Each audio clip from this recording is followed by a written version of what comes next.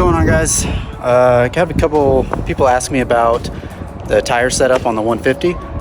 So I was searching around before I did this whole install and I couldn't find any videos on it. So I figured I'd give you guys a little walk around the 150.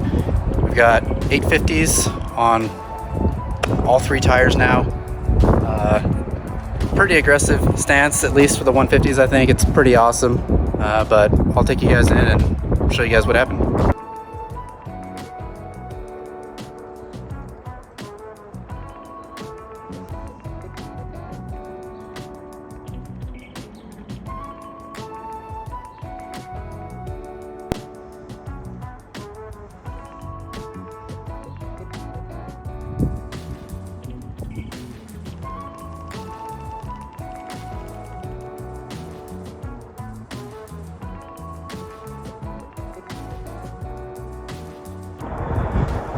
All right, so this is how it sits now.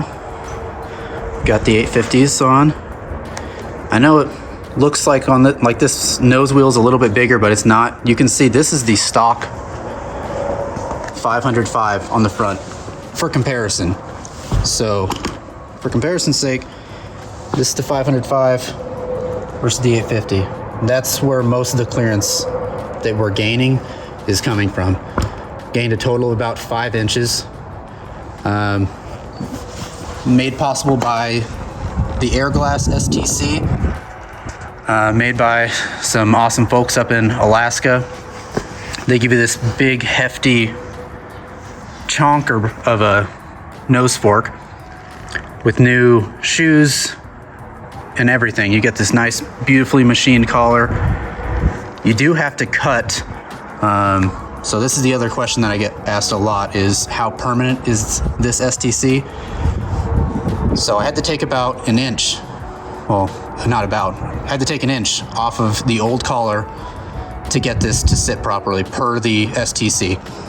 There are people who don't do that and just run a lower PSI in the front. You barely get any clearance on the collar, but that's not correct. That's not the correct application of the STC, so we cut an inch off.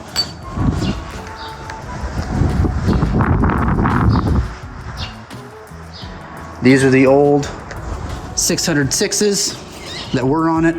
So not a huge difference, not as big a difference as, I thought there would be, but a decent size increase, old versus new. The tail doesn't sit too low. That was one of my concerns, was that having the bigger tire in the front, it was gonna push this tail down too low, but I haven't really had an issue with that. That's not been the case for me.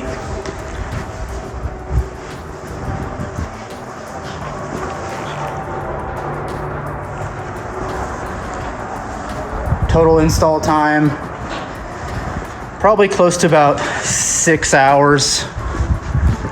I went ahead and we rebuilt the nose strut because we had it pulled apart anyways.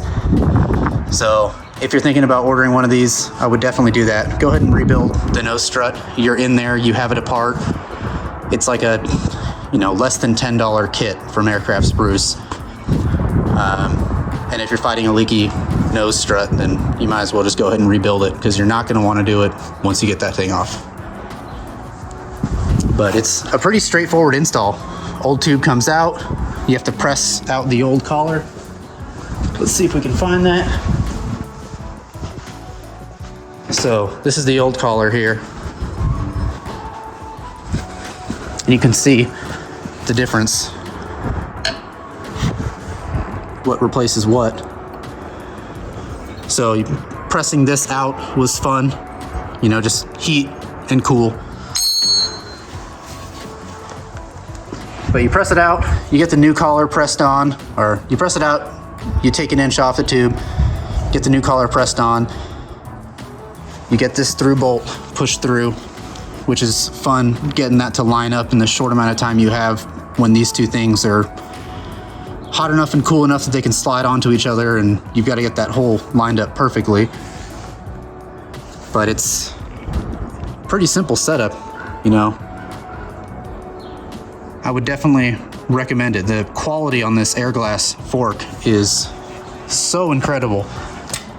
I would highly recommend anyone who's thinking about doing it, do it. You do have to get a new tire. I'm sorry, you do have to get a new wheel. Per the STC, you need to run a 4076A, a Cleveland 4076A wheel. I got super lucky and found a new one that someone was trying to get rid of super cheap. And the whole reason I called the manufacturer, and the whole reason they specify the 4076A is for these shoes. This fit is very, very low tolerance. So they fit perfectly in here. If you can see that, they press right up against the inside, and it's a perfect fit. So they're worried about if you're using a different wheel, it might be slightly bigger. You're going to be bending the fork out. But I think it looks pretty awesome. You can see how tall it sits. So how much clearance we've gained here. Just looking at the front of the airplane. We've got a decent amount of clearance on the front now. Let me grab a tape measure and I'll show you guys how much clearance we've got. So this is to the ground. We're right about 20 inches. So it's a pretty decent increase over factory. I think factory was somewhere around, with the old 505, I think it was somewhere around 14, maybe 13, 14, somewhere around there. You guys can test it out. Again, you can increase that a tiny bit by putting a little more air in your front strut.